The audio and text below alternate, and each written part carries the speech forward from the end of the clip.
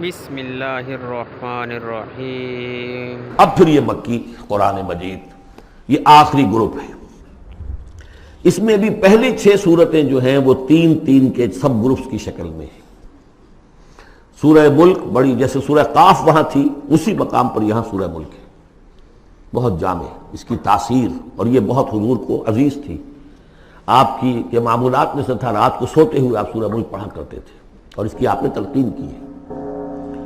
بسم اللہ الرحمن الرحیم، تبارک الذی بیدہ الملک وہو علی کل شیء قدیر۔ بڑی بابرکت ہے وہ ہستی جس کے ہاتھ میں ہے بادشاہی، راج اس کا ہے۔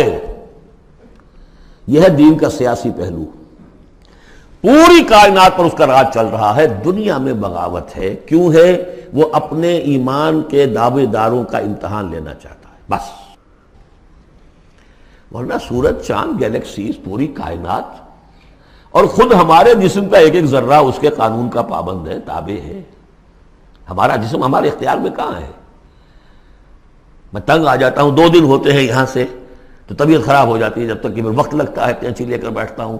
اگر میں چاہوں کہ یہاں بال نہ آئے، میرا جسم ہے، میرا تو اختیار نہیں، وہ تو آئیں گے۔ تو ہمارا جسم بھی جہاں تک اس کی فزیولوجی کا تعلق ہے، اس کی اناٹومی کا تعلق ہے، یہ سارا اللہ کے قانون کے تابع، میرے تابع تو نہیں۔ میں چاہوں میرا دل ذرا رک جائے، جب چاہوں میں اس کو سٹارٹ کر دوں تو یہ تو نہیں ہوگا، جب بند ہوگا بند ہو جائے گا، میرے اختیار میں نہیں ہے۔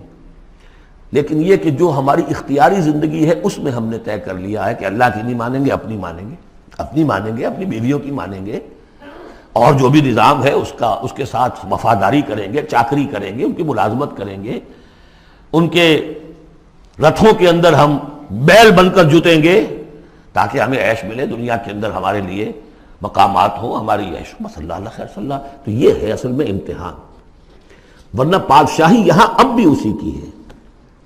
یہ صرف ہلدی کی گانٹھ ہے جسے لے کر ہم پنساری بن کر بیٹھ گئے، میری مرضی، میرا خیال، میرا نظریہ یہ ہے، اور ہمارے نزدیک جو ہے طریقتکم المثلی، ہمارے جو کلچر ہے، مثالی نظام جو ہم نے بنایا ہے، ہمیں اس کی حفاظت کرنی ہے۔ تبارک الذی بیدہ الملک وہو علی کل شیء قدیر، وہ ہر چیز پر قادر ہے۔ الذی خلق الموت والحیات لیبلوکم ایکم احسن عملا۔ اب دیکھیے، ہم نے حیات انسانی کا جو اب تک سمجھا ہے، جس کو کہ عمر نے، جو کہ بہت بڑا شاعر ہے، اس نے اپنی بیوی سے خطاب کر کے کہا ہے حیات ثم موت ثم بعث، حدیث و خرافات یوم عمری۔ یہ کیا ہے؟ زندگی پھر موت پھر زندگی، یہ کیا؟ یہ سب حدیث و خرافات، معاذ اللہ۔ ہم نے بھی دیکھا پہلے کنتم امواتا فاحیاکم ثم یمیتکم ثم یحییکم ثم الیہ ترجعون۔ یہ وقفے کیوں ڈالے گئے؟ یہ موت کا وقفہ کیوں ڈال کر زندگی کا ایک حصہ نکال دیا علیحدہ؟ 30 40 50 60 سال یہ دنیا کی زندگی، پھر موت کا وقفہ۔ موت ایک زندگی کا وقفہ ہے، یعنی آگے بڑھیں گے دم لے کر۔ کیوں؟ اس کی حکمت بتائی جو ہم پڑھائیں سورہ واقعہ میں، قدرنا بینکم الموت، تمہاری ہی زندگی کا تسلسل ہے جس میں ہم نے ایک وقفہ موت کا ڈال دیا ہے۔ حیات لیبلوکم ایکم احسن عملا، یہ جو چنک علیحدہ کیا ہے یہ اس لیے کہ تمہاری آزمائش ہو، امتحان ہو، تمہیں جانچا جائے۔ وہ 3 گھنٹے کا امتحان ہوتا تھا جو دیتے تھے تم کبھی اسکولوں میں، اب یہ 30 برس کا سمجھ، اور واقعی 30 برس ہی ہوتے ہیں آدمی کے پاس۔ پہلی زندگی کے 20 25 برس ویسے گزر گئے، شعور ہی ابھی نہیں ہے، اور پھر ایک خاص عمر کے بعد جو ہے آزاد ڈھیلے پڑ گئے، اور پھر یہ کہ لا یعلم من بعد علم شیئا، 30 نہیں ہوں گے 40 مل جائیں گے آدمی کو، کام تو یہی ہوتا اس کی زندگی کا۔ لیکن اس لیے ہے لیبلوکم ایکم احسن عملا، تاکہ تمہیں جانچے پرکھے دیکھے تم میں سے کون ہے اچھے عمل کرنے والا۔ اب دیکھیے علامہ اقبال کی جو نظم ہے زندگی کے موضوع پر، واقعہ یہ ہے کہ بہت چوٹی کی چیز ہے، بہت عمدہ چیز ہے۔ تو اسے پیمانہ امروز فردا سے نہ ناپ، جاویداں پہم دواں ہر دم جواں ہے زندگی۔ قلزم ہستی سے تو ابھرا ہے مانند حباب، جیسے سمندر میں ایک بلبلا سا ہوتا ہے، کتنی زندگی ہوتی ہے بلبلے کی۔ قلزم ہستی سے تو ابھرا ہے مانند حباب، اس زیاں خانے میں تیرا امتحان ہے زندگی۔ خلق الموت والحیات لیبلوکم ایکم احسن عملا۔ ہے کبھی جاں اور کبھی تسلیم جاں ہے زندگی. کبھی زندگی جان سے مترادف ہے، عبارت ہے، کبھی جان دینا اصل زندگی ہے. وَلَا تَقُولُوا لِمَنْ يُقْتَلُ فِي سَبِيلِ اللَّهِ أَمْوَاتٌ بَلْ أَحْيَاءٌ وَلَٰكِنْ لَا تَشْعُرُونَ. ہے کبھی جان اور کبھی تسلیم جاں ہے زندگی. اصل زندگی جو ہے وہ جان دے دینے سے حاصل ہوگی. الذی خلق سبع سماوات طباقا، وہ اللہ کی جس نے بنائے 7 آسمان ایک دوسرے کے اوپر. آیات متشابہات میں سے ما تری فی خلق الرحمن من تفاوت، تم نہیں دیکھ پاؤ گے اللہ کی تخلیق میں کہیں کوئی فرق. اتنا محکم نظام ہے، اتنا محکم نظام. کیا کسی سائنسدان نے آج تک یہ بھی کہا کہ تخلیق میں یہاں نقص ہے؟ کسی نے کہا؟ زوالوجی کی فیلڈ میں یا باٹنی کی فیلڈ میں یا کسی اور فیلڈ میں، جیولوجی کی فیلڈ میں، ایسٹرونومی کی، کسی نے کہا ہے؟ ما تری فی خلق الرحمن من تفاوت فارجع البصر هل تری من فطور. پھر ذرا دوبارہ لوٹا لو اپنی نگاہ، دیکھ لو، ہر میدان میں دیکھ لو، کہیں تمہیں کوئی رکھنا نظر آتا ہے؟ اگر یہ تخلیق کامل ہے تو کامل حقیقت میں کون ہے؟ اس کا خالق، اس کا باری، اس کا مصور. بس یہ نظر نہیں آتا. سائنسدان سب کچھ دیکھ رہے ہیں، ڈھونڈنے والا ستاروں کی گزرگاہوں کا اپنے افکار کی دنیا میں سفر کر نہ سکا. بڑے بڑے صاحب بصیرت اور بڑے بڑے عقل مند اپنی ناک تلے کے پتھر سے ٹھوکر کھاتے ہیں. دیکھ رہے ہیں ٹیلیسکوپ سے ٹھوکر کھا رہے ہیں وہاں جو سامنے پتھر پڑا ہوا ہے اس سے. یہ ہو رہا ہے آج ہمارے ساتھ. سپر جیل کا بسرا کر رہے ہیں، پھر لوٹاؤ ذرا اپنی نگاہ کو 2 مرتبہ اور. ینقلب الیک البصر خاسئا وہو حسیر. تمہاری نگاہ تھک ہار کر لوٹ آئے گی، تمہیں ہماری تخلیق میں کہیں کوئی رکھنا، کوئی دراڑ نظر نہیں آئے گی. وَلَقَدْ زَيَّنَّا السَّمَاءَ الدُّنْيَا بِمَصَابِيحَ وَجَعَلْنَاهَا رُجُومًا لِلشَّيَاطِينَ وَأَعْتَدْنَا لَهُمْ عَذَابَ السَّعِيرِ. اور ہم نے سب سے قریبی آسمان کو سجا دیا ہے چراغوں سے، یعنی زمین سے جو قریب ترین آسمان ہے، پہلا آسمان.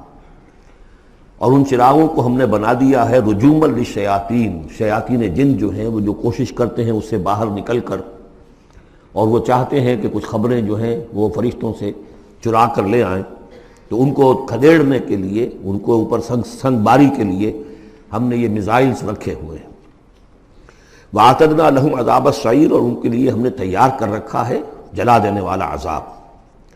وَلِلَّذِينَ كَفَرُوا بِرَبِّهِمْ، اور جو لوگ اللہ کا، اپنے رب کا کفر کریں، چاہے وہ انسان ہو چاہے جنات ہوں، ان کے لیے ہے عذاب جہنم، جہنم کا عذاب. وَبِئْسَ الْمَصِيرُ، اور وہ بہت ہی برا ٹھکانہ ہے. اذا القوا فیہا سمعوا لہا شہیقا وہی تفور، جب وہ اس میں جھونکے جائیں گے تو سنیں گے کہ وہ دھاڑ رہی ہوگی، اچھل کود رہی ہوگی، اس کا جوش و خروش ہوگا. جو سورہ قاف میں ہم نے پڑھا تھا کہ ہم اس سے پوچھیں گے هل امتلأت وتقول هل من مزید، وہ اور چاہے گی. جیسے کوئی بھوکا بھیڑیا ہو یا بھوکا شیر ہو اور اس کے آگے کوئی شکار ڈالا جائے تو جس طریقے سے وہ اس پر غرا کر آئے گا، تکاد تمیز من الغیظ، قریب ہوگا کہ وہ اپنے غصے سے پھٹ جائے. کلما القی فیہا فوج، جب کبھی بھی اس میں ایک فوج ڈالی جائے گی، یعنی یہ کہ ایک قوم کے بعد دوسری، دوسری کے بعد تیسری، وہ تو ہو رہا ہے.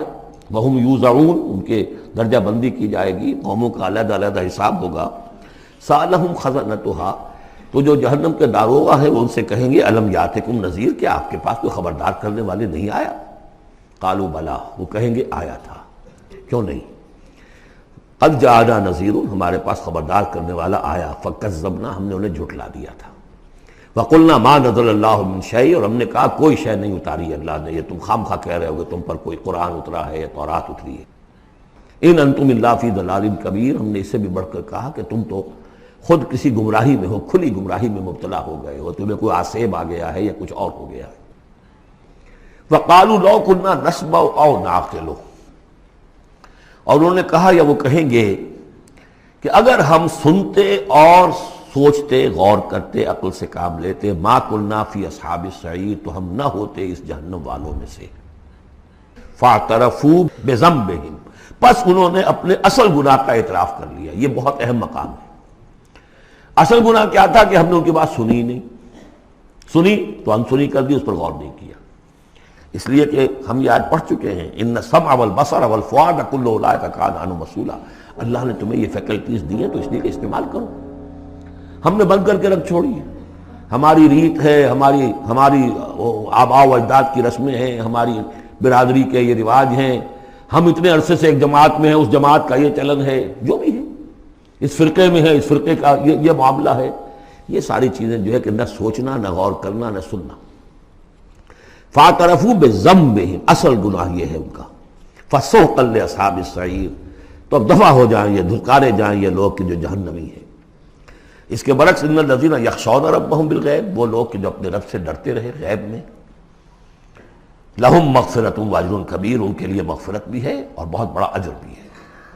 واسروا قولکم او اجہروا بہ, اور دیکھو چاہے تم اپنے قول کو چھپا کر بیان کرو یا بلند آوازی سے بیان کرو. انہ علیم بذات الصدور, وہ تو اس سے بھی واقف ہے جو تمہارے سینوں کے اندر مضمر ہے اور پنہاں ہے. الا یعلم من خلق, بڑی اہم آیت ہے یہ وہ حصے ہیں قرآن کے یہ کہ جن کو اس طریقے سے ازبر ہونا چاہیے اگر بات کرنا چاہتے ہیں, آپ دین کی وہ خدمت کرنا چاہتے ہیں. کیا وہی نہ جانے گا جس نے پیدا کیا؟ ایک ایسی بات ہے کہ جس کا کوئی انکار کر ہی نہیں سکتا. گھڑی بنانے والے کو تو معلوم ہے میں نے اس میں کیا کیا پرزے رکھے ہوئے ہیں, مجھے نہیں معلوم. میں اس کا استعمال تو کر رہا ہوں, مجھے بتا دیا یہ بٹن دبا دیں یہ آن ہو جائے گا, لیکن یہ کہ جس نے بنایا ہے کیا اس سے چھپی ہوئی کوئی چیز ہے؟ الا یعلم من خلق وهو اللطیف الخبیر, اور وہ تو بہت باریک بین ہے, ہر شے کی خبر رکھتا ہے.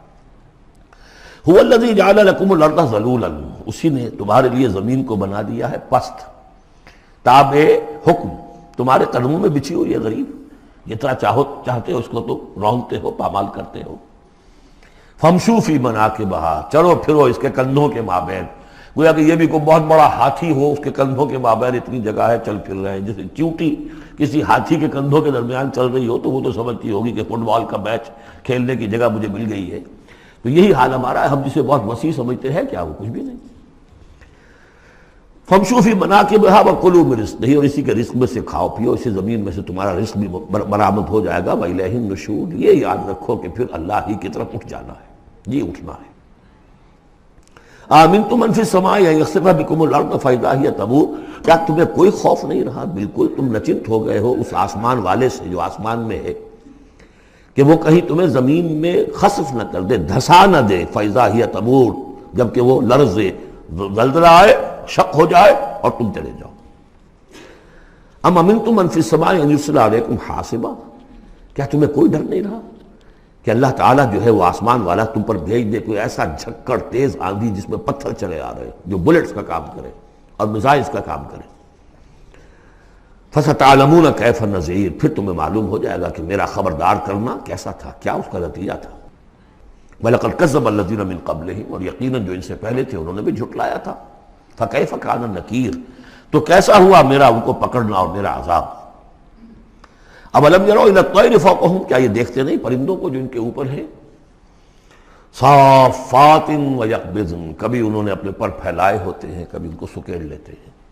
مَا يُمْسِكُهُنَّ إِلَّا الرَّحْمَٰنُ, نہیں روکے ہوئے انہیں اس فضا کے اندر مگر رحمان. انہ بکل شیء بصیر, یقیناً وہ ہر چیز کو دیکھ رہا ہے. یعنی جو قانون طبیعی ہے جس کے تحت وہ چل رہا ہے وہ تو اللہ کا بنایا ہوا ہے.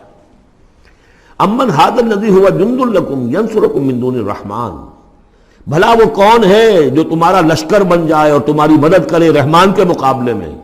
ان الکافرون الا فی غرور, نہیں ہے یہ کافر مگر دھوکے میں آ گئے, بہکاوے میں آ گئے. امن ھذا الذی یرزقکم من امسک رزقا, پھر بھلا کون ہے وہ جو تمہیں رزق دے سکے اگر اللہ اپنے رزق کے خزانوں کو روک لے. بل لجوا فی عتو و نفور, نہیں یہ لوگ اپنی شرارت میں اور نفرت میں بہت آگے بڑھ گئے. افمن یمشی مکبا, یہ آیت بہت اہم ہے حکمت قرآن کے اعتبار سے, فلسفے کے اعتبار سے.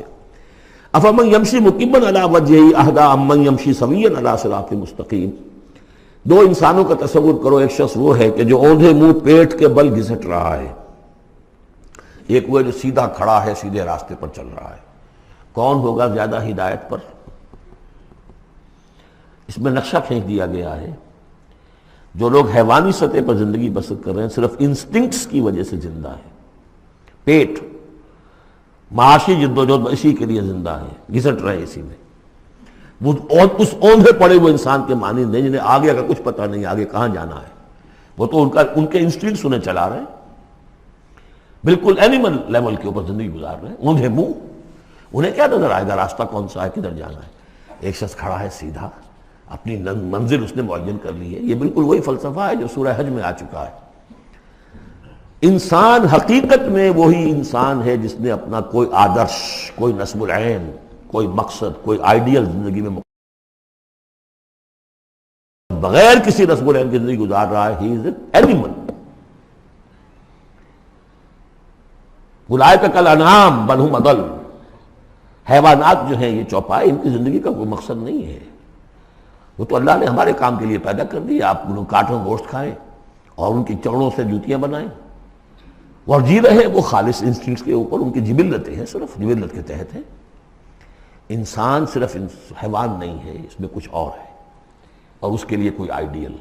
ضعف الطالب والمطلوب، جتنا اونچا آئیڈیل ہوگا اتنا ہی اونچا انسان جائے گا، لیکن جس کا کوئی سرے سے آئیڈیل نہیں وہ نرا حیوان ہے۔ آخر چوپائے بھی تو اسی طرح چلتے ہیں نا۔ افمن یمشی مکبا علی وجہہ اہدی امن یمشی سویا علی صراط مستقیم، سیدھا راستہ اور اس کی منزل معین ہے، مجھے ادھر جانا ہے۔ دنیا میں ہماری منزل اقامت دین، حقیقت میں زندگی کی منزل آخرت، رضائے الہی کا حصول۔ قل هو الذی انشأکم وجعل لکم السمع والابصار والافئدہ، کہہ دیجئے وہی ہے جس نے تمہیں انشاء، اٹھانا، تمہیں بنایا، بڑھایا، وجعل لکم السمع والابصار والافئدہ، تمہیں کان دیے، آنکھیں دی اور دل دیے یا عقل دی۔ عام طور پر قرآن میں سمع پہلے کیوں آتا ہے اور بصار بعد میں کیوں آتا ہے؟ انسانی علم کا جب آپ جائزہ لیں گے تو اس میں پہلا حصہ ہوتا ہے جو پہلی نسلوں نے علم حاصل کیا ہوا ہے، اس کو آپ اخذ کرتے ہیں اپنی سماعت سے۔ آپ سنتے ہیں، کلاس میں لیکچر ہو رہا ہے، پروفیسر لیکچر دے رہا ہے، جو کچھ ہوا ہے پہلے وہ آپ نے پچھلی نسلوں کا جو بھی ذخیرہ معلومات ہے وہ جمع کیا، اب آپ نے آبزرو کیا، کچھ اور معلومات حاصل کی، کچھ نئی حقیقتیں آپ پر منکشف ہوئیں، اور پھر آپ نے اس کو جوڑا، ایک قدم آگے گئے۔ ان السمع والبصر والفؤاد کل اولئک کان عنہ مسئولا قلیلا ما تشکرون، بہت کم ہی شکر ہے جو تم کرتے ہو۔ قل هو الذی ذراکم فی الارض والیہ تحشرون، کہہ دیجئے اسی نے تمہیں پھیلا دیا ہے زمین میں اور اسی کی طرف تم اکٹھے کر دیے جاؤ گے، جمع کر دیے جاؤ گے۔